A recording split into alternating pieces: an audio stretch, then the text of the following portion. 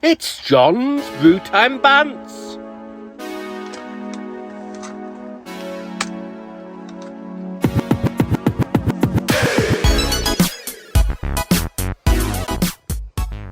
We borrowed this impact driver off the Plasterer, and I've never seen this one before. This is like a sort of a budget Makita impact driver. So what the model number is, if I can do it, is DTD 156. So this is nearly new. This is about 2019 model. This is currently still in production. I got that wrong. This is a 2020 model. Now, why does it have this yellow battery connector, where some of the other Makita ones have the black one? I think a yellow battery connector means it's a bit sort of DIY, not top end. So that's why it's yellow.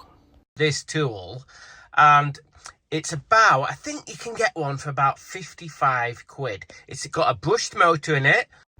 You can change the brushes, but you have to take the whole of the clamshell apart to get to replace the brushes, but it's possible. I quite like the look of it. It's quite sort of chunky. It's like it's a bit fat on the top. And look at the sort of overmoulding. This is a bit different than other Makita models. Where your little sort of your thumb goes there, it's got a little serrated bit there. It's got another serrated bit here, and the Makita bit is like a white plastic moulded into the clamshell. Obviously, it used to have a rubber bumper bit there, and at the front there, some other Makita impact drivers got a little sort of fluorescent bumper there. This hasn't got one at all, and some of the other impact drivers have got a cover for this bit, but this bit doesn't. Yes, it's a bit scuffed up. But bloody hell, there we go. I think it's a quite nice little impact driver. Now, if you're looking for a cheap impact driver, like I said, they're about 50 quid, 55 quid, and this is sort of in competition with the DTD 152, which is another brushed impact driver, but on the back of the 152 you can take this back casing off and replace the brushes.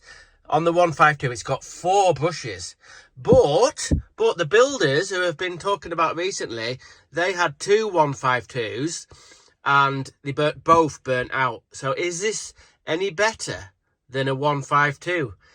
This is only like a bit of a light duty. The plasterer uses it for putting in plasterboard screws, and he's had it a couple of years and he says it's absolutely fine. I've cleaned it up, to be honest with you, because it was covered in bloody plaster, as you would have expected.